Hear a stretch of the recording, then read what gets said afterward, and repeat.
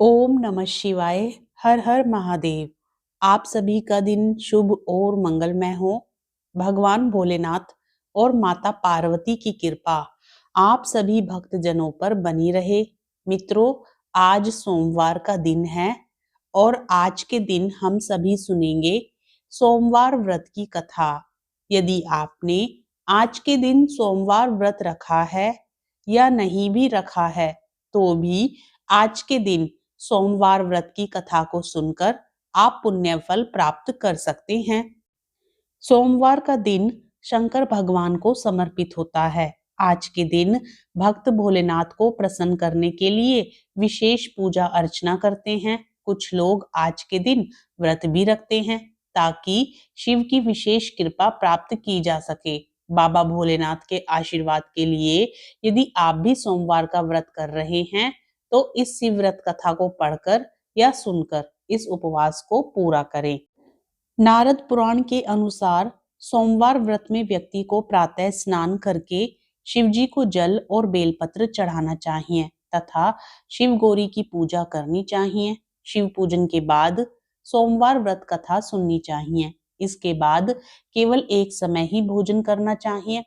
साधारण रूप से सोमवार का व्रत दिन के तीसरे पहर तक होता है, मतलब शाम तक रखा जाता है। सोमवार व्रत 3 प्रकार का होता है: प्रति सोमवार व्रत, सौम्य प्रदोष व्रत और 16 सोमवार का व्रत। इन सभी व्रतों के लिए व्रत विधि एक ही होती है। सोमवार व्रत की कथा के अनुसार एक समय की बात है, किसी नगर में एक साहूकार रहता था। उसके घर में धन की कोई कमी नहीं थी, लेकिन उसके कोई संतान नहीं थी। इस कारण वह बहुत दुखी था। पुत्र प्राप्ति के लिए वह प्रत्येक सोमवार का व्रत रखता था और पूरी श्रद्धा के साथ शिव मंदिर में जाकर भगवान शिव और पार्वती जी की पूजा करता था। उसकी भक्ति देखकर एक दिन मां पार्वती प्रसन्न हो गई और भगवान शिव से उस साहूकार की मनोकामना पूर्ण करने का आग्रह किया। पार्वती जी की इच्छा सुनकर भगवान शिव ने कहा कि हे पार्वती, इस संसार में हर प्राणी को उसके कर्मों का फल मिलता है और जिसके भाग्य में जो हो उसे भोगना ही पड़ता है। लेकिन पार्वती जी ने साहूकार की भक्ति का मान रखने के लिए उसकी मनोकामना पूर्ण करने की इच्छा जताई। माता पार्वती के आग्रह पर शिवजी ने साहूकार को पुत्र प्राप्ति का वरदान तो दिया, लेकिन साथ ही यह भी कहा कि उसके बालक की आयु केवल 12 वर्ष होगी। माता पार्वती और भगवान शिव की बातचीत को साहूकार सुन रहा था। उसे ना तो इस बात की खुशी थी और ना ही दुख। वह पहले की भांति शिव जी की पूजा करता रहा। कुछ समय के बाद साहूकार के घर एक पुत्र का जन्म हुआ। जब वह बालक 11 वर्ष का हुआ तो उसे पढ़ने के लिए काशी भेज दिया गया। साहूकार ने पुत्र के मामा को बुलाकर उसे बहुत सारा धन दिया और कहा कि तुम इस बालक को काशी विद्या प्राप्ति के लिए ले जाओ और मार्ग में यज्ञ कराना। जहां भी यज्ञ कराओ वहां ब्राह्मणों को भोजन कराते और दक्षिणा देते हुए जाना।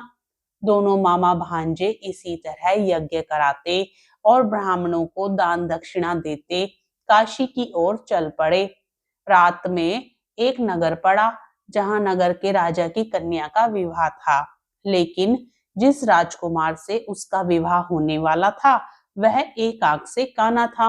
राजकुमार के पिता ने अपने पुत्र के काना होने की बात को छुपाने के लिए एक चाल सोची। साहूकार के पुत्र को देखकर उसके मन में विचार आया। उसने सोचा, क्यों ना इस लड़के को दूल्हा बनाकर राजकुमारी से विवाह करा दूं। विवाह के बाद इसको धन देकर विदा कर दूंगा और राजकुमारी को अपने नगर ले जाऊंगा। लड़के को दूल्हे के वस्त्र पहनाकर राजकुमारी से विवाह कर दिया गया, लेकिन साहूकार का पुत्र ईमानदार था। उसे यह बात न्याय संगत नहीं लगी। उसने अवसर पाकर राजकुमारी की चुन्नी के पल्ले पर लिखा कि तुम्हारा विवाह तो मेरे साथ हुआ है, लेकिन जिस राजकुमार के संग तुम्हें भेजा जाएगा वह एक आंख से काना है। मैं तो काशी पढ़ने जा रहा हूँ। जब राजकुमारी ने चुन्नी पर लिखी बातें पढ़ी तो उसने अपने माता पिता को यह बात बताई। राजा ने अपनी पुत्री को विदा नहीं किया, जिससे बारात वापस चली गई। दूसरी ओर साहूकार का लड़का और उसका मामा काशी पहुंचे और वहां जाकर उन्होंने यज्ञ किया। जिस दिन लड़के की आयु 12 साल की हुई, उसी दिन यज्ञ रखा गया। लड़के ने अपने मामा से कहा कि आज मेरी तबीयत कुछ ठीक नहीं है।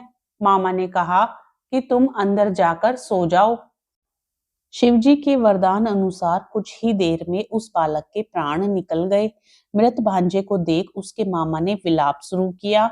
संयोगवश उसी समय शिवजी और माता पार्वती उधर से जा रहे थे। पार्वती ने भगवान से कहा, स्वामी, मुझे इसके रोने के स्वर सहन नहीं हो रहे। आप इस व्यक्ति के कष्ट को अवश्य दूर करें। जब शिवजी मृत बालक के समीप गए तो वह बोले कि यह उसी साहूकार का पुत्र है जिसे मैंने 12 वर्ष की आयु का वरदान दिया। अब इसकी आयु पूरी हो चुकी है।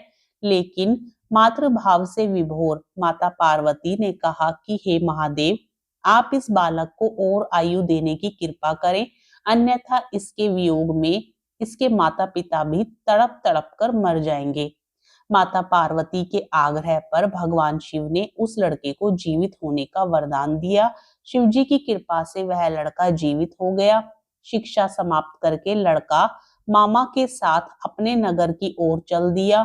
दोनों चलते हुए उसी नगर में पहुंचे जहां उसका विवाह हुआ था। उस नगर में भी उन्होंने यज्ञ का आयोजन किया। उस लड़के के ससुर ने उसे पहचान लिया और महल में ले जाकर उसकी खातिरदारी की और अपनी पुत्री को विदा किया। इधर साहूकार और उसकी पत्नी भूखे प्यासे रहकर बेटे की प्रतीक्षा कर रहे थे। उन्होंने प्रण कर रखा था कि यदि उन्हें अपने बेटे की मृत्यु का समाचार मिला तो वह भी प्राण त्याग देंगे। परंतु अपने बेटे के जीवित होने का समाचार पाकर वह बेहद प्रसन्न हुए। उसी रात भगवान शिव ने व्यापारी के स्वप्न में आकर कहा, हे श्रेष्ठी, मैंने तेरे सोमवार के व्रत करने और व्रत कथा सुनने से प्रसन्न होकर तेरे पुत्र को लंबी आयु प्रदान की है। इसी प्रकार जो कोई भी सोमवार व्रत करता है या कथा सुनता है और पढ़ता है, उसके सभी दुख दूर होते हैं और समस्त मनोकामनाएं पूर्ण होती हैं। हर हर महादेव। जय शिव शंकर। जय भोलेनाथ। ओम नमः शिवाय। मित्रों, कथा पसंद आए तो वीडियो को लाइक करना ना भूलें। यदि आप चैनल पर नए हो तो चैनल को सब्सक्राइब भी जरूर करें।